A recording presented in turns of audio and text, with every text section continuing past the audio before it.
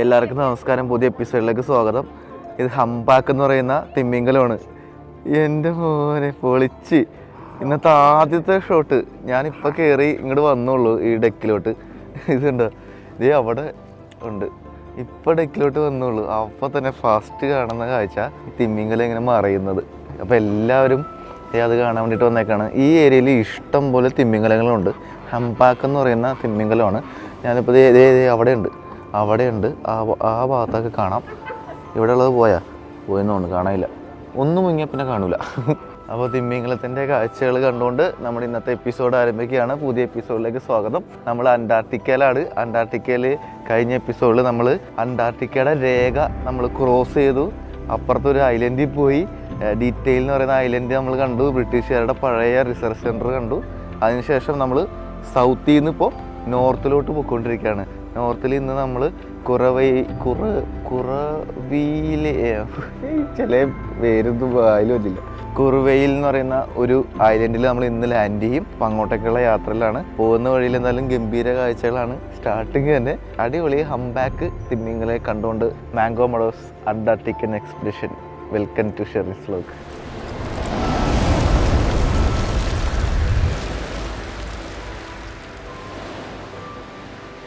ഇത് കണ്ട എല്ലാവരും തിമ്മിങ്കലത്തിൻ്റെ ആ ഒരു ചാട്ടം കാണാൻ വേണ്ടി വെയിറ്റ് ചെയ്യാണ്. ചാട്ടം എന്ന് പറഞ്ഞാൽ അത് വാലിങ്ങനെ പൊക്കിയിട്ട് ഡൈവ് ചെയ്യുമല്ലോ താഴത്തോട്ട്. അപ്പോൾ കാണാൻ നല്ല രസമാണ്. കഴിഞ്ഞ എപ്പിസോഡുകളിൽ നമ്മൾ തിമ്മിങ്കലത്തിൻ്റെ നല്ല അടിപൊളി ഷോട്ടും കിട്ടിയായിരുന്നു ഭാഗ്യത്തിന്. അപ്പോൾ എന്തായാലും ഇനി തിമ്മിങ്കലമായിട്ട് ബന്ധപ്പെട്ട് ഒറ്റ കാര്യം കൂടി നമുക്ക് കിട്ടിയാൽ മതി. അതിങ്ങനെ പൊങ്ങിച്ചാടുന്ന ഒരു ഭാഗമുണ്ട്. പൊങ്ങിച്ചാടി ഇങ്ങനെ വെള്ളത്തിൽ വീഴുന്ന സീൻ. അങ്ങനത്തെ ഒരു കാഴ്ച കൂടി കണ്ട തൃപ്തിയായി. വേറെ ഒന്നും വേണ്ട. പിന്നെ എന്തായാലും നോക്കാം. നമുക്ക് ട്രിപ്പ് കഴിയണതിന് മുമ്പ് ഒരു തവണയെങ്കിലും ചിലപ്പോൾ കിട്ടുമായിരിക്കും. പിന്നെ 11 മണിക്ക് വേറൊരു ക്ലാസ് ഉണ്ടായിരുന്നു കേട്ടോ. ഈ കടലിലെ സൗണ്ടിനെ കുറിച്ചായിരുന്നു ആ ക്ലാസ്. അതൊരു 1.5 ക്ലാസ് തന്നെയായിരുന്നു. നമുക്ക് ഒരുപാട് അറിവുകൾ ഈ ഒരു ക്ലാസ്സുകളിൽ നിന്നൊക്കെ കിട്ടുന്നുണ്ട് കേട്ടോ. പ്രധാനമായിട്ടും കടലിലെ സൗണ്ട് എന്ന് പറഞ്ഞാൽ ഇപ്പോൾ തിമ്മിങ്കലങ്ങളുടെ സൗണ്ട് ഉണ്ട്, മീനുകൾ സൗണ്ട് ഉണ്ടാക്കുന്നുണ്ട്. അതുപോലെ കടലിൻ്റെ അടിയിൽ എർത്തുവൊക്കെ ഉണ്ടാവില്ല, ഭൂമികൾക്ക് ഉണ്ടാവും. അപ്പോൾ അതിൻ്റെ ഒരു നോയ്സ്, അതൊക്കെയാണ് പ്രധാനമായിട്ട് കടലിലുണ്ടാകുന്ന സൗണ്ടുകൾ. പിന്നെ ഏറ്റവും വലിയൊരു പ്രശ്നം, പ്രത്യേകിച്ച് ഈ തിമ്മിങ്കലങ്ങളൊക്കെ നേരിടുന്ന പ്രശ്നം എന്ന് പറഞ്ഞാൽ കടലിൽ മനുഷ്യരുണ്ടാക്കുന്ന സൗണ്ടാണ്. അതായത് ഇപ്പോൾ ഷിപ്പ് പോകുമ്പോഴുള്ള സൗണ്ട്, അല്ലെങ്കിൽ എന്തെങ്കിലും കൺസ്ട്രക്ഷനായിട്ട് ബന്ധപ്പെട്ട സൗണ്ടുകളൊക്കെ ഉണ്ടാവില്ല. പിന്നെ കുറെ പരീക്ഷണങ്ങളൊക്കെ കടലിൽ നടത്തുമല്ലോ. അപ്പൊ അത്തരത്തിലുള്ള സൗണ്ട് കാരണം, അതായത് നോയിസ് പൊല്യൂഷൻ കാരണം തിമ്മിങ്കലങ്ങൾ ചത്തുപോകുന്നുണ്ട്. അവരെ ഭയങ്കരമായിട്ട് ഇത് എഫക്ട് ചെയ്യുന്നുണ്ട്. അപ്പൊ അതിന്റെ ന്യൂസിന്റെ ആർട്ടിക്കിളൊക്കെ ഇവർ കാണിച്ചു തരുന്നുണ്ട്. ഇങ്ങനെ കുറെ പ്രശ്നങ്ങൾ ഉണ്ടാകുന്നുണ്ട് സൗണ്ട് പൊല്യൂഷൻ കാരണം. ഈ തിമ്മിങ്കലം അടക്കമുള്ള പല കടൽ ജീവികൾക്കും ഫിസിക്കലി ഇഞ്ചുറി ഉണ്ടാകുന്നുണ്ട്. ചില സമയത്ത് അവരുടെ ബിഹേവിയറിൽ ചേഞ്ച് സംഭവിക്കും. അതുമാത്രമല്ല, അവർക്ക് കേൾവി ശക്തി നഷ്ടപ്പെടുക, പിന്നെ സ്ട്രെസ് കൂടുക, അങ്ങനെയുള്ള കുറേ ഇഷ്യൂസ് ഈ തിമ്മിങ്കലങ്ങൾക്ക് ഉണ്ടാവുകയും ചിലതൊക്കെ ചത്തുപോവുകയൊക്കെ ചെയ്യും. അങ്ങനെ കുറേ സംഭവങ്ങൾ ഉണ്ട് കേട്ടോ. അതൊക്കെ ശരിക്കും ഇപ്പോഴാണ് ഇതിനെക്കുറിച്ച് അറിയണത്. ഈ ഷിപ്പിന്റെ ട്രാൻസ്പോർട്ടേഷനൊക്കെ കൂടുമ്പോൾ സമുദ്രത്തിൽ ജീവിക്കുന്ന ഇതേപോലെയുള്ള പാവം പിടിച്ച ജീവികൾക്ക് ഒരുപാട് മനുഷ്യർ കാരണം കടലിലുള്ള ജീവികൾക്കും സ്വസ്ഥമായിട്ട് ജീവിക്കാൻ പറ്റുന്നില്ല എന്നുള്ളതാണ്. പിന്നെ പല തിമ്മിങ്കലത്തിന്റെ സൗണ്ട് എങ്ങനെയാണെന്ന് ഇവർ നമുക്ക് കേൾപ്പിച്ചു തരും. അത് അടിപൊളിയാണ്. നല്ല രസമുണ്ട്. കില്ലർ വെയിലിൻ്റെ സൗണ്ടൊക്കെ കേൾക്കാൻ ഭയങ്കര രസമാണ്. ഒരു പാട്ട് പാടുന്ന പോലെയുള്ളൊരു സൗണ്ടാണ് കില്ലർ വെയിലിൻ്റെ. നമ്മളിപ്പോൾ കണ്ട കില്ലർ വെയിലിൻ്റെ സൗണ്ട് അടിപൊളിയാണ്. പിന്നെ സ്പെയിൻ വെയിലിൻ്റെ സൗണ്ട്, ബ്ലൂ വെയിലിൻ്റെ സൗണ്ട്, അങ്ങനെ കുറേ തിമ്മിങ്കലങ്ങളുടെ സൗണ്ടൊക്കെ നമുക്ക് കേൾപ്പിച്ചു തന്നു. അടിപൊളി എക്സ്പീരിയൻസ് ആയിരുന്നു. ക്ലാസ്സുകൾ ഇങ്ങനെ എടുത്തുകൊണ്ടിരിക്കുമ്പോഴാണ് പെട്ടെന്ന് ഞാൻ ജനലയുടെ സൈഡിൽ കൂടി നോക്കിയപ്പോൾ കുറച്ച് ടീമുകൾ പോകുന്നു. എൻ്റെ മോനെ, എന്താ സംഭവം എന്നറിയാമോ? നമ്മുടെ കില്ലർ വെയിൽസ്. നമുക്ക് കഴിഞ്ഞ ദിവസം നമുക്ക് പിടികിട്ടാണ്ട് വിട്ടുകളഞ്ഞ ആള് ഇതേ തൊട്ട് മുമ്പിൽ നോക്കുമ്പോണ്ടല്ല കുറേ കില്ലർ വെയിൽസ്. അപ്പൊ തന്നെ നമ്മുടെ ക്യാപ്റ്റന്റെ അനൗൺസ്മെന്റ് വന്ന് കില്ലർ വെയിൽസ് വന്നിട്ടുണ്ട്, നിങ്ങൾ ഡെക്കിലേക്ക് വന്നിട്ട് അത് കാണാവുന്നതാണെന്നൊക്കെ പറഞ്ഞു. അപ്പൊ തന്നെ എല്ലാവരും ചാടി ഓടി സാരം വന്നു. ഇതൊക്കെ വല്ലപ്പോഴും കാണാൻ കിട്ടുന്നത്. അങ്ങനെ നമ്മൾ പുറത്തിറങ്ങി. ഞാനാണെങ്കിൽ ഈ വേഷത്തിലാണ് നിന്നേച്ചത്. അതായത് ജാക്കറ്റില്ല, ഒന്നുമില്ല. തലയിൽ മറ്റേ ഒരു സാധനം, തണുപ്പിനെ പ്രതിരോധിക്കാനുള്ള ഒരു സാധനം എൻ്റെ കയ്യിൽ ഇല്ലായിരുന്നു. ഞാൻ എന്തായാലും ചാടി ഇറങ്ങി. കാരണം ജാക്കറ്റ് എടുക്കാൻ പോയി കഴിഞ്ഞാൽ കില്ലർ വെയിൽ അതിൻ്റെ പാട്ടിന് പോകും. അതുകൊണ്ട് നേരെ തണുപ്പൊന്നും നോക്കിയില്ല, ചാടി അങ്ങ് ഇറങ്ങി വീഡിയോ അങ്ങ് എടുത്ത്. ആ വീഡിയോ ആണ് നിങ്ങളിപ്പോൾ കണ്ടുകൊണ്ടിരിക്കുന്നത്. അങ്ങനെ ക്യാപ്റ്റൻ്റെ അനൗൺസ്മെൻറ്റും കൂടി വന്നു കഴിഞ്ഞപ്പോൾ എല്ലാവരും ചാടി പുറത്തിറങ്ങിയിട്ട് ഞാൻ മാത്രം ജാക്കറ്റ് ഇടാതെ നിൽക്കുന്നുള്ളൂ. അതാണ് കോമഡി. എൻ്റെ കൈയും കാലൊക്കെ വിറച്ചിട്ട് പാടില്ല. എന്നാലും നമ്മൾ മാക്സിമം കിട്ടാവുന്ന രീതിയിൽ എടുക്കുകയാണ്. പക്ഷേ എനിക്ക് തോന്നിയ പ്രശ്നം എന്താണെന്ന് വെച്ചാൽ നമ്മൾക്ക് നല്ലൊരു ക്യാമറ ഒക്കെ ഉണ്ടെങ്കിലേ ഇത് കിട്ടുള്ളൂ. കാരണം അല്ലെങ്കിൽ നല്ല സൂം ചെയ്യാൻ പറ്റുന്ന എന്തെങ്കിലും സംഭവം വേണം. കാരണം തൊട്ടടുത്ത് നമുക്ക് കിട്ടൂല, അത് ഇങ്ങനെ മൂവ് ചെയ്തുകൊണ്ടിരിക്കില്ല, ഷിപ്പ് മൂവ് ചെയ്യുന്നുണ്ട്. ഏറ്റവും വലിയ രസം എന്താണെന്ന് വെച്ചാൽ ഈ കില്ലർ വെയിലിനെ കണ്ടപാടെ നമ്മുടെ ഷിപ്പ് നേരെ പൊയ്ക്കൊണ്ടിരിക്കുകയാണല്ലോ. ഞാൻ നോക്കുമ്പോൾ ക്യാപ്റ്റൻ ആ ഷിപ്പ് അങ്ങ് വളച്ച് നമുക്ക് ആ കില്ലർ വെയിലിനെ കാണാൻ വേണ്ടിയിട്ട്. അതാണ് നമ്മുടെ ടീം. അതായത് ഈ ഒരു കാഴ്ച കാണിച്ചു തരണമെന്ന് ഏറ്റവും കൂടുതൽ ഇൻട്രസ്റ്റ് ഇവർക്കാണ്. അപ്പോൾ ഞാൻ നോക്കുമ്പോൾ ഷിപ്പൊക്കെ അങ്ങ് വളച്ച് നേരെ കില്ലർ വെയിൽ പോകുന്ന ഡയറക്ഷനിലോട്ട് വിട്ട്. നമുക്ക് പോകേണ്ട ഡയറക്ഷൻ വേറെ, അതൊക്കെ മാറ്റി നേരെ അങ്ങ് വിട്ട്. എന്നാലും കുറേ കാഴ്ചകൾ കാണാൻ പറ്റി. ഇത് ആക്ച്വലി ഇപ്പോൾ സംഭവിച്ചുകൊണ്ടിരിക്കുന്നത് എന്താണെന്ന് വെച്ചാൽ ക്യാപ്റ്റൻ ഇടയ്ക്ക് അനൗൺസ് ചെയ്യുന്നുണ്ട്, ഇത് നിങ്ങളുടെ ലൈഫ് ടൈം എക്സ്പീരിയൻസ് ആണ്. കാരണം ഇപ്പോൾ നടന്നുകൊണ്ടിരിക്കുന്നത് കില്ലർ വെയിൽ ഹണ്ടിങ് ആണ്. അതായത് അതെന്തോ ഒരു മീനിനെ എന്തോ സംഭവത്തിന് പിടിച്ചുകൊണ്ടിരിക്കുക. അവർ ഗ്രൂപ്പായിട്ടാണ്, ഏകദേശം 10 എണ്ണം കണ്ടും ഉണ്ട് കേട്ടോ, 2 ഭാഗത്തായിട്ടുണ്ട്. അതെന്തിനോ പിടിച്ചുകൊണ്ടിരിക്കുന്ന സീനാണ്. ഇത് നിങ്ങളുടെ ലൈഫ് ടൈം എക്സ്പീരിയൻസ് ആണ്, എല്ലാവരും അകത്തുള്ളവരെല്ലാവരും പുറത്തേക്ക് വന്ന് ഈ കാഴ്ച കണ്ടോ എന്നൊക്കെ പറഞ്ഞിട്ട് വിളിച്ച് പറയുന്നുണ്ടായിരുന്നു. കിട്ടിയില്ലെന്ന് എക്സ്പീരിയൻസ് കേട്ടോ കാണുന്നത്. കുറച്ച് ദൂരെയാണെന്നുള്ളത്, അതാണ് ആകെയുള്ള പ്രശ്നം. നമുക്ക് സൂം ചെയ്ത് മാക്സിമം സൂമിലാണ് ഞാൻ എടുക്കുന്നത്. ഇപ്പോൾ നമ്മുടെ ഷിപ്പിൻ്റെ മുൻഭാഗത്തും വലതുഭാഗത്തുമായിട്ട് ഏകദേശം 10ഓളം കില്ലർ വെയിൽസ് ഉണ്ട്.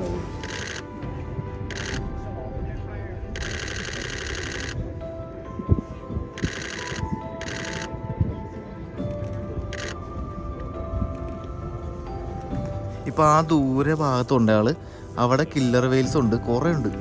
ഈ ഭാഗത്ത് നോക്കുമ്പോൾ ഹംബാക്ക് വെയിലുണ്ട്. 2 തിമ്മിങ്ങനെ ഒന്നിച്ചുകൊണ്ടിരിക്കുകയാണ്. അടിപൊളി. 2 സൈഡിലും കില്ലർ വെയിൽസ് ഉണ്ടെന്ന് പറഞ്ഞില്ലേ, അതിനകത്ത് ഒരു ടീം ഈ ഭാഗത്തും ഒരു ടീം ഈ ഭാഗത്തും ഉണ്ട്. 2 ടീമുകളും മാറി മാറി എന്തിനൊക്കെയോ പിടിച്ച് തിന്നാണ്. ഏകദേശം ഈ സൈഡിൽ ഒരു 5 പേരും ഈ സൈഡിൽ ഒരു 5 പേരും ഉണ്ട് കേട്ടോ. ഇന്ന് മൊത്തം കോളാണ്. കഴിഞ്ഞ ദിവസങ്ങളൊന്നും കാണാൻ പറ്റില്ലായിരുന്നു ആശാനെ, പക്ഷേ ഇന്ന് മൊത്തം കില്ലർ വെയിൽസിൻ്റെ കളിയാണ്. കുറേ കാണാം. ഈ കില്ലർ വെയിൽസ് എപ്പോഴും ഗ്രൂപ്പായിട്ടാണ് അറ്റാക്ക് ചെയ്യുക. അവർ എനിക്ക് തോന്നുന്നു നടക്കുന്നതും ഗ്രൂപ്പായിട്ടായിരിക്കും. ഒരു 10 പേരൊക്കെ എന്തായാലും കാണും, അല്ലെങ്കിൽ 5 പേരുടെ ഗ്രൂപ്പ്. ഇങ്ങനെ ഗ്രൂപ്പായിട്ട് തിരിഞ്ഞിട്ട് ഇവർ സീലിനെ അറ്റാക്ക് ചെയ്യുന്നതും പെങ്കിനെ അറ്റാക്ക് ചെയ്യുന്നതൊക്കെ കുറേ വീഡിയോസ് യൂട്യൂബിലൊക്കെ കാണാം. അങ്ങനെയാണ് അവർ ഇര പിടിക്കുന്നത്. അപ്പോൾ നമ്മളിപ്പോൾ കണ്ടുകൊണ്ടിരിക്കുന്നതാണ് ഓർക്ക. ഓർക്ക എന്ന് പറഞ്ഞാൽ ചിലപ്പോൾ പലർക്കും മനസ്സിലാവില്ല. കില്ലർ വെയിൽ എന്നാണ് പൊതുവെ ഇതിനെ അറിയപ്പെടുന്നത്. കൊലയാളി തിമ്മിങ്കലം. ശരിക്കും കൊലയാളി തിമ്മിങ്കലം എന്നൊക്കെ വിളിക്കുമെങ്കിലും ഇത് ഡോൾഫിന്റെ കുടുംബത്തിൽപ്പെട്ട ഒരു അംഗമാണ്. ഓഷ്യൻ ഡോൾഫിൻ കുടുംബത്തിലെ 35 ഇനങ്ങളിൽ ഏറ്റവും വലിയതാണ് ഓർക്കാസ്. അതായത് ഇതിന്റെ ശരിക്കും പേര് ഓർക്ക എന്നാണ്. ഓർക്കിനസ് ഓർക്ക അല്ലെങ്കിൽ കൊലയാളി തിമ്മിങ്കലം, കില്ലർ വെയിൽ, ഇങ്ങനെ പല പേരുകളിൽ ഇത് അറിയപ്പെടും. നമ്മുടെ ക്യാമറ അത്ര നല്ല രീതിയിലല്ല കിട്ടുന്നത്, അതുകൊണ്ട് ഇത് എന്താണെന്ന് ചിലപ്പോൾ പലർക്കും മനസ്സിലാവില്ലായിരിക്കും. ഞാൻ എൻ്റെ പിക്ചർ കാണിക്കുന്നുണ്ട്. ഇതാണ് ഓർക്ക, കില്ലർ വെയിൽസ്. ഈ കില്ലർ വെയിൽസ് കൂട്ടമായിട്ട് എരതേടുന്ന സീനാണ് നിങ്ങളിപ്പോൾ കണ്ടുകൊണ്ടിരിക്കുന്നത്. ഈ കില്ലർ വെയിൽ, കൊലയാളി തിമ്മിങ്കലം എന്നൊക്കെ വിളിക്കാനുള്ള കാരണം എനിക്ക് തോന്നുന്നു ഇതിന്റെ ഒരു എര പിടിക്കുന്ന രീതി കണ്ടിട്ടാവാനാണ് സാധ്യത. ഡോൾഫിന്റെ വിഭാഗത്തിൽപ്പെട്ടതാണെങ്കിലും തിമ്മിങ്കലം എന്നൊക്കെ പേരുണ്ടെങ്കിലും കടലിലെ വേട്ടക്കാരനാണ് ഓർക്കാസ്. എല്ലാത്തരം മത്സ്യങ്ങളെയും അതുപോലെ സ്രാവുകളെ, കടലിലെ സസ്തനിയായിട്ടുള്ള സീലുകള്, പെങ്കിനുകള്, ഡോൾഫിനുകള് എന്ന് വേണ്ട തിമ്മിങ്കലങ്ങളെ വരെ ഇവര് ആക്രമിച്ച് എര തേടും. ഈ കില്ലർ വെയിൽസിനെ കടലിലെ ചെന്നായ എന്നൊരു വിളിപ്പേരും കൂടിയുണ്ട്. പക്ഷെ ഇങ്ങനെയൊക്കെ ആണെങ്കിലും കടലില് മനുഷ്യനെ ആക്രമിച്ച ഒരു ചരിത്രം പോലും കില്ലർ വെയിൽസിന് ഇല്ല. പക്ഷെ ഈ കില്ലർ വെയിൽസിന്റെ ആക്രമണത്തില് 4 മനുഷ്യർ മരിച്ചിട്ടുണ്ട്. അതെങ്ങനെയാണെന്ന് വെച്ചാല് ഇവര് ഇതിനെയൊക്കെ പിടിച്ചുകൊണ്ട് പോയിട്ട് ഈ മറൈൻ തീം പാർക്കുകളിലൊക്കെ ഷോകളൊക്കെ നടത്തില്ലേ, അപ്പോൾ അത്തരം സ്ഥലങ്ങളിലുള്ള അതിന്റെ പരിശീലകരെയാണ് ഇത് ആക്രമിച്ചിട്ടുള്ളത്. അങ്ങനെയുള്ള കേസിൽ 4 പേര് മരിച്ചിട്ടുണ്ട്. പിന്നെ കുറെ പേർക്ക് പരിക്കേൽക്കുക സംഭവങ്ങളൊക്കെ ഉണ്ടായിട്ടുണ്ട്. അതല്ലാണ്ട് കടലിൽ വെച്ചിട്ട് ഒരു മനുഷ്യനെ പോലും ഇത് ആക്രമിച്ചതായിട്ടുള്ള രേഖകളില്ല. ഈ ഓർക്കാസിന് ഒരുപാട് പ്രത്യേകതകളുണ്ട് കേട്ടോ. വെള്ളത്തിന് മുകളിലും താഴെയും നല്ല കാഴ്ചശക്തിയും കേൾവിശക്തിയും ഉണ്ട്. അതുപോലെ നല്ല ബുദ്ധിശക്തിയുള്ള ഒരു ജീവിയാണ്. അത് നമുക്ക് ഇവരുടെ ഇര പിടിക്കുന്ന രീതി കണ്ടാൽ തന്നെ നമുക്ക് മനസ്സിലാവും കേട്ടോ. കറുത്ത നിറത്തിലുള്ള ശരീരമായിരിക്കും, അതിനകത്തൊരു വെള്ള പാറ്റേണുകൾ ഉണ്ടാവും. അങ്ങനെയാണ് ഇതിനെ തിരിച്ചറിയാൻ സാധിക്കുന്നത്. ഈ കില്ലർ വെയിൽസിന് ഏതാണ്ട് 16 അടി മുതൽ 26 അടി വരെ നീളം ഉണ്ടാവും. അതുപോലെ തന്നെ 3000 കിലോ മുതൽ 4000 കിലോ ഭാരം ഉണ്ടാവും. കടലിൽ ഈ കില്ലർ വെയിൽസിന് 56 കിലോമീറ്റർ സ്പീഡിൽ സഞ്ചരിക്കാൻ പറ്റും കേട്ടോ. ഏതാണ്ട് ഇതിന്റെ ഒരു ആയുസ് എന്ന് പറയുന്നത് 50 വർഷം മുതൽ 90 വയസ്സ് വരെയാണ്. ഓർക്കാസ് സാധാരണയായിട്ട് മനുഷ്യർക്ക് ഒരു തരത്തിലുള്ള ഭീഷണി ഇല്ലാത്തൊരു ജീവിയാണ്. പക്ഷേ ഇന്ന് വംശനാശ ഭീഷണി നേരിടുന്ന ജീവികളുടെ പട്ടികയിൽ ഉൾപ്പെടുത്തിയിട്ടുള്ള ഒരു ജീവിയാണ് കില്ലർ വെയിൽ, നമ്മളുടെ കൊലയാളി തിമ്മിങ്കലം. ആ കൊലയാളി തിമ്മിങ്കലങ്ങൾ കൂട്ടമായിട്ട് എര തേടുന്ന അപൂർവ കാഴ്ചയാണ് നിങ്ങൾ ലൈവായിട്ട് കണ്ടുകൊണ്ടിരിക്കുന്നത്. ഇത് നന്നായിട്ട് സൂം ചെയ്ത് കാണിക്കാൻ പറ്റുന്ന ഒരു ക്യാമറ എൻ്റെ കയ്യിൽ ഇല്ലാത്തത് കൊണ്ട് മാത്രം നമുക്ക് ഇങ്ങനെ കാണാൻ നിവർത്തിയുള്ളൂ. എല്ലാവരും ക്ഷമിക്കുക. Good afternoon everybody, good afternoon. Just to let you know we have a special barbecue lunch today. So please join the ഭക്ഷണം കഴിക്കാൻ പോകാം. ഇപ്പോൾ സമയം 12:30. അപ്പോൾ എന്തായാലും ഇനി അടുത്ത പരിപാടി ഫുഡ് കഴിക്കലാണ്. ഇന്നത്തെ ഫുഡ് കഴിക്കലിന് പ്രത്യേകത ഉണ്ട്. നമ്മൾ ആ റെസ്റ്റോറൻറ്റിലാണ് ഇതുവരെ കഴിച്ചിട്ടുണ്ടായത്. പക്ഷേ ഇന്ന് കുറച്ച് ബാർബിക്യൂ സെറ്റപ്പൊക്കെ ആയിട്ട് ഷിപ്പിൻ്റെ പുറത്താണ് ഇന്ന് ലഞ്ച്. അപ്പോൾ ഞാൻ നൈസായിട്ട് റൂമിൽ പോയിട്ട് ഡ്രസ്സൊക്കെ മാറി ഞാനും നമ്മുടെ KG ചേട്ടനും ഉണ്ട്. ഇന്ന് പുറത്താണ് ഫുഡ് ലഞ്ച്. എന്താണ് ഇന്ന് സ്പെഷ്യൽ? ഇത് മറ്റേ പാർട്ടി സെറ്റപ്പാണല്ലോ. പാട്ടൊക്കെ വെച്ച് അടിപൊളി പരിപാടിയാണ്. കട്ട് ചെയ്ത ഫ്രൂട്ട്സും സാലഡൊക്കെ ഉണ്ട്. ഐസ്ക്രീമും. ബാർ ഓപ്പൺ ആയാലോ. ഇതേ ബ്രെഡുണ്ട്. പിന്നെ ഇതൊക്കെ സാലഡ്. എല്ലായിടത്തും സാലഡ് മാത്രമല്ല. ഇവിടെ ബാർബിക്യൂ സെറ്റ് ചെയ്തുകൊണ്ടിരിക്കുക. സോസേജ് അപ്പുറത്ത് എന്തൊക്കെ ഉണ്ടല്ലോ. ഇതെനിക്ക് തോന്നുന്നു ആട്ടിറച്ചിയാന്ന് തോന്നുന്നു. ഇവിടെ എനിക്ക് തോന്നുന്നത് ചിക്കനാന്ന് തോന്നുന്നു. ചിക്കൻ്റെ എന്തൊക്കെയോ ഐറ്റംസ്, സോസേജ്, അങ്ങനെ കുറേ സംഭവങ്ങളൊക്കെ ഉണ്ട്. ഇത് നമ്മുടെ സാൽമൺ ഫിഷ്, ഉരുളക്കിഴങ്ങ്. ഇത് എന്നാ സാധനം? ഇത് ബർഗറാണോ? ഇത് നമ്മൾ തന്നെ ഉണ്ടാക്കണോ അല്ലേ?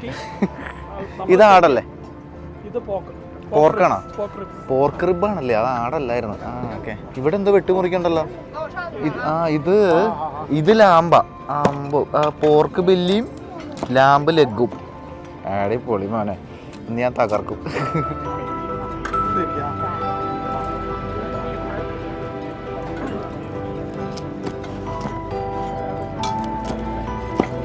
അപ്പോൾ ഷിപ്പിലെ കാര്യങ്ങളൊക്കെ ഇങ്ങനെയുണ്ട്. എല്ലാ ദിവസവും ഒരേപോലെ തന്നെ ആയിരിക്കില്ല. ഓരോ ദിവസം വ്യത്യസ്തത കൊണ്ടുവരാനായിട്ട് ശ്രമിക്കും. ഇതെന്ന് പറഞ്ഞാൽ ജസ്റ്റ് ഭക്ഷണം കഴിക്കുന്ന ആ ഒരു ഏരിയ തന്നെ അവർ ചേഞ്ച് ചെയ്ത് ഏറ്റവും ഷിപ്പിന്റെ പുറകിൽ അങ്ങനെ ഒരു ഏരിയ സെറ്റ് ചെയ്തു. അവിടെ ബാർബിക്യൂ ഉണ്ടാക്കുന്നു. വൺ സെറ്റപ്പാണ്. ഒരു രക്ഷയില്ല. വ്യത്യസ്തകരമായിട്ടുള്ള അനുഭവങ്ങളൊക്കെയാണ് ഈ ഷിപ്പ് യാത്ര. ഐസ്ക്രീമും ഫ്രൂട്ട് സലാഡൊക്കെ എടുത്ത് കഴിച്ചുകൊണ്ടിരിക്കുകയാണ്. ഒരു രക്ഷയില്ല കേട്ടോ. എങ്ങനെയുണ്ട് ഇവിടുത്തെ അവസ്ഥ? ഓക്കെ, അടിപൊളി കാഴ്ച കണ്ടാണ് നമ്മൾ ഭക്ഷണം കഴിക്കുന്നത്.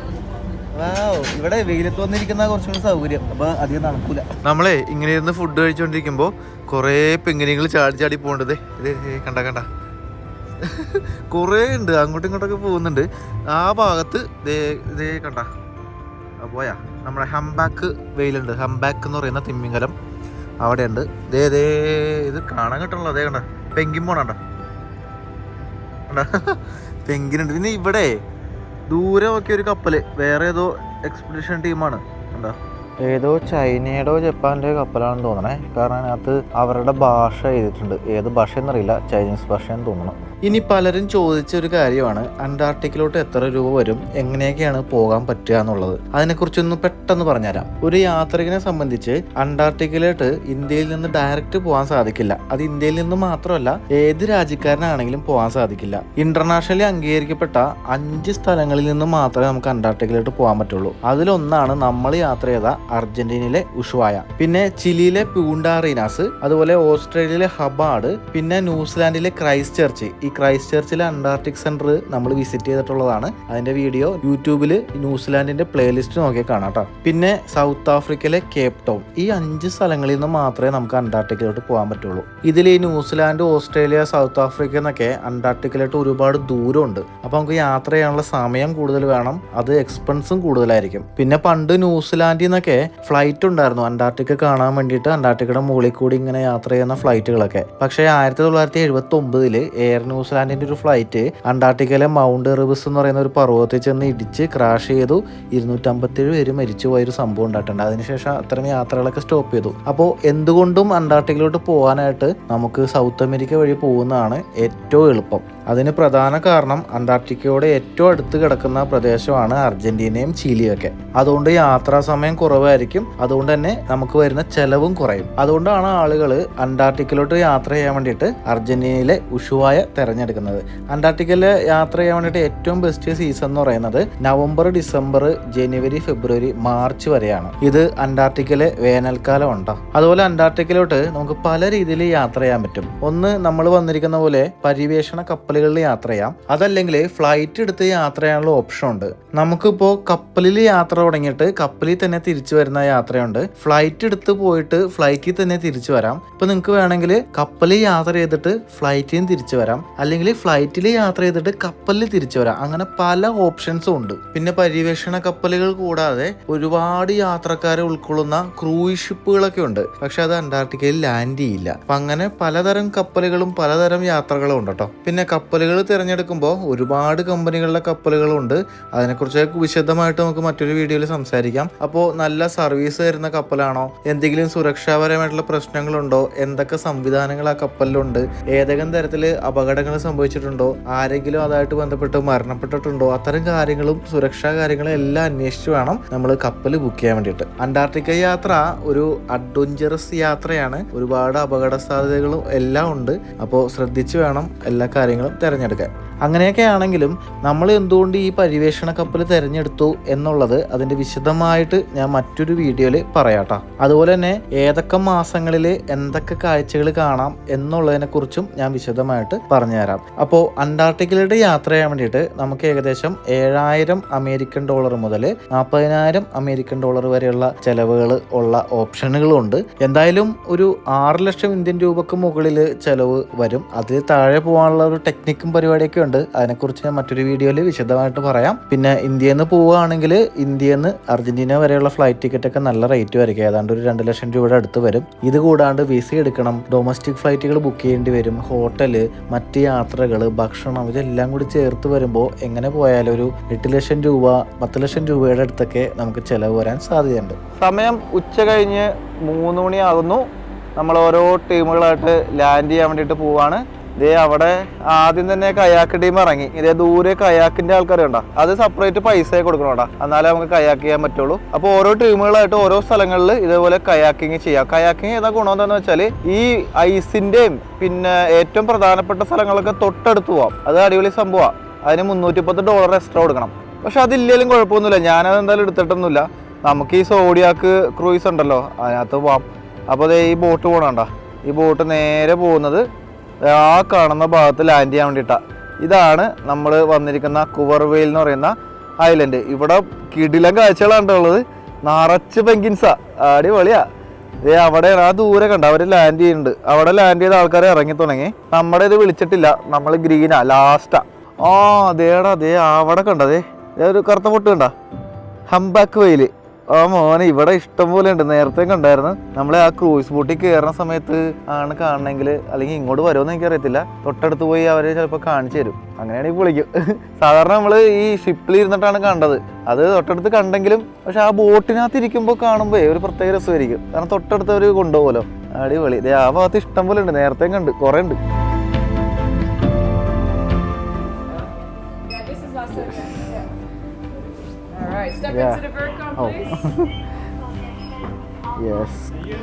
അപ്പോൾ നമ്മൾ സ്കാൻ ചെയ്യുന്നു, നമ്മുടെ കാലുകൾ കഴുകുന്നു, കാലല്ല ബോട്ട് കഴുകുന്നു, നമ്മൾ ബോട്ടിലോട്ട് എൻ്റർ ചെയ്യുന്നു. Hello, yes. അപ്പോൾ ഇന്ന് നമ്മുടെ തിമ്മിങ്കലത്തിനെ കാണാൻ പറ്റിയാൽ മതിയായിരുന്നു. തിമ്മിങ്കലത്തിനെ തൊട്ടടുത്ത് കണ്ടാണ്ടല്ലോ, അപ്പോൾ പൊളിക്കും. അപ്പോൾ നമ്മൾ ഷിപ്പിൽ നിന്ന് ഇറങ്ങി ഇനി ലാൻഡ് ചെയ്യാൻ വേണ്ടിയിട്ട് പോവാണ്ട. നമ്മളെ ആദ്യം ലാൻഡ് ചെയ്യാനല്ല, നമ്മൾ ആ വെയിലിനെ കണ്ടു എന്ന് പറഞ്ഞില്ലേ തിമ്മിങ്കലം, അങ്ങോട്ടേക്കാണ് പോകുന്നത്. എൻ്റെ മോനെ ഒരു കിടിലൻ ചാട്ടം കിട്ടിയാൽ രക്ഷപ്പെട്ട്.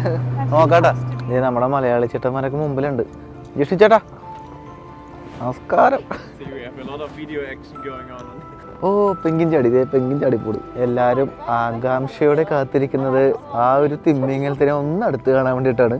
എല്ലാ ബോട്ടും റെഡി ആയിട്ടുണ്ട്, കണ്ടാൽ മതിയായിരുന്നു. നേരത്തെ കുറേ ഉണ്ടായിട്ട് ഒരു 3 ഉണ്ട് ഈ ഭാഗത്ത്. എന്തായാലും ഈ കാണുന്നത് വലിയ ഗ്ലേഷ്യറാണ്. ഇത് കണ്ടോ, ഹെവി ഗ്ലേഷ്യറാണ്. അതിൻ്റെ അടുത്താണ് നമ്മളിപ്പോൾ തിമ്മിങ്കലത്തിനെ കണ്ടേക്കണം. ഗ്ലേഷ്യറിൻ്റെ അടുത്തേക്ക് നമ്മൾ ക്ലോസ് ആയിട്ട് പോകത്തില്ല, കാരണം അത് അതെങ്ങനെ ഇടിഞ്ഞു വളഞ്ഞു വീണാൽ അപകടം ഉണ്ടാവും. അപ്പോൾ അതുകൊണ്ട് നമ്മൾ തൊട്ടടുത്തേക്ക് പോകാൻ പറ്റില്ല. അപ്പോൾ അതിൻ്റെ അടുത്താണ് ഇപ്പോൾ വെയിലുള്ളത്.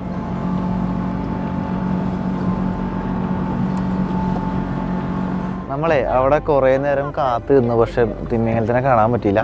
എനിക്ക് തോന്നുന്നത് ഇത്രയും ബോട്ടുകളെല്ലാം കൂടി വരുമ്പോൾ അതിൻ്റെ നോയ്സ് കാരണം അത് വരാത്താണോ എന്ന് ഡൗട്ടുണ്ട്. അപ്പോൾ നമ്മളിനി അടുത്ത സ്ഥലത്ത് അവിടെ കുറേ പെങ്ങിനുണ്ട്, എല്ലാം പോയി. ഇഷ്ടംപോലെ പെങ്ങിനാണ് ഇപ്പോൾ ഉണ്ടായിരുന്നത് ഒരു മഞ്ഞിൻ്റെ ഐസിൻ്റെ മുകളിൽ, അതെല്ലാം പോയി. സമാധാനമായി. ഇനിയിപ്പോൾ അടുത്ത സ്ഥലത്തോട്ടോ. ഇനിയിപ്പോൾ നേരെ നമ്മൾ പോകാനുള്ള ഐലൻഡ് അതാണ്.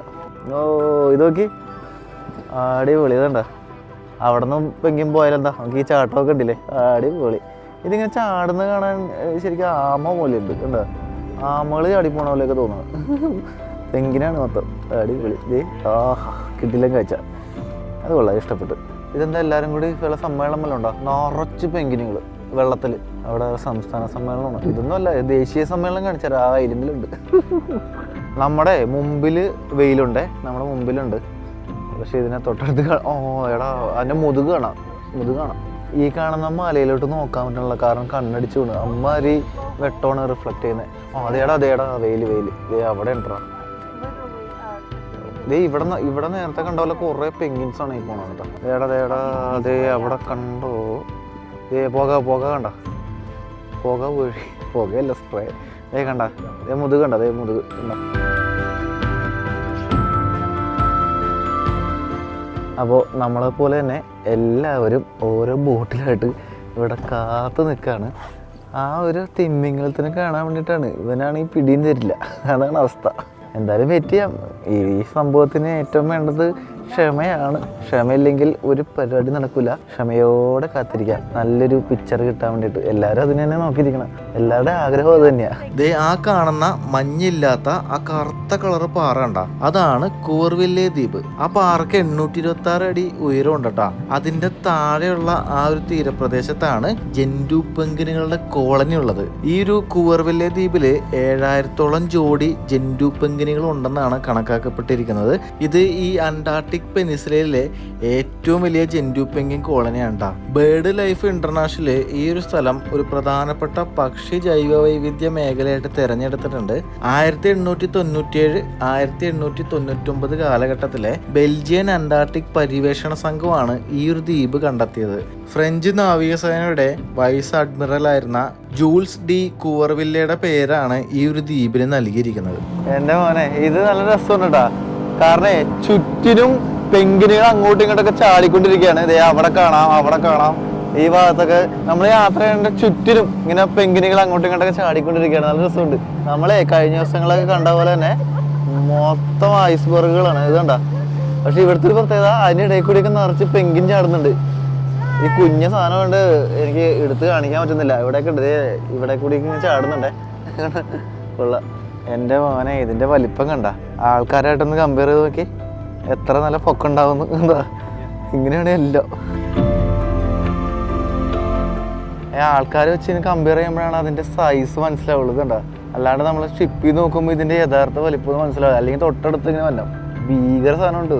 ഇത് ശരിക്കും ഫ്രഷ് വാട്ടറാണ്. അതായത് അത് വേണമെങ്കിൽ വീട്ടിൽ കൊണ്ടുപോയി വെച്ചിട്ട് ഉരുക്കി കുടിച്ചാൽ നമുക്ക് ജീവിതകാലം മൊത്തം ആവശ്യത്തിനുള്ള വെള്ളം കിട്ടും. അങ്ങനെയാണ് ഓരോ ഐസ്ബർഗ് കേട്ടോ. ഇത് ഉപ്പുവെള്ളം അല്ല, അതായത് ഈ കാണുന്ന മൊത്തം പ്യൂർ വാട്ടറാണ്. ഫുള്ള് വാട്ടർ, ഐസിൻ്റെ രൂപത്തിൽ ഇരിക്കുന്നു എന്ന് മാത്രമേ ഉള്ളൂ.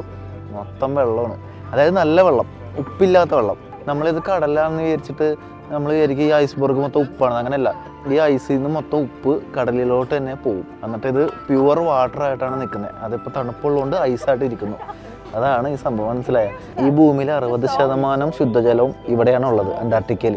ആലോചിക്കുക, അത് ഐസിന്റെ രൂപത്തിലാണെന്നേ ഉള്ളൂ. അപ്പൊ നമ്മളിനി പെൻഗ്വിനുകളുടെ ഒരു യഥാർത്ഥ ലോകത്തിലേക്ക് പോവാണ്. ഈ ഒരു അന്റാർട്ടിക് പെനിൻസുലയിലെ തന്നെ ഏറ്റവും വലിയ ജെൻഡു പെൻഗ്വിന്റെ കോളനിയാണ് ഈ കൂവർവില്ലേ എന്ന് പറയുന്ന ദ്വീപ്. അപ്പോൾ അങ്ങോട്ടൊക്കെയാണ് നമ്മൾ ഇനി പോകുന്നത്. അവിടെ ഇറങ്ങിയിട്ട് അവിടുത്തെ കാഴ്ചകളൊക്കെ കാണാം. അത് അടുത്ത എപ്പിസോഡിലായിരിക്കും. അപ്പോൾ നമ്മുടെ ഈ ഒരു ചാനൽ സബ്സ്ക്രൈബ് ചെയ്യാത്തവരുണ്ടെങ്കിൽ ചെയ്യുക. അതുപോലെ ബെല്ലൈക്കണും എനേബിൾ ചെയ്ത് വെക്കുക. ഞാനിത് എപ്പോഴും പറയാറില്ല, വല്ലപ്പോഴും മാത്രമേ പറയാറുള്ളൂ. നിങ്ങളുടെ കൂട്ടുകാരിലേക്കും ഈ ഒരു യാത്ര മനോഹരമാണെന്ന് തോന്നുന്നുണ്ടെങ്കിൽ മാത്രം ഒന്ന് ഷെയർ ചെയ്ത് കൊടുക്കുക. അപ്പോൾ അടുത്ത കിടിലൻ എപ്പിസോഡുകളായിട്ട് കാണാം.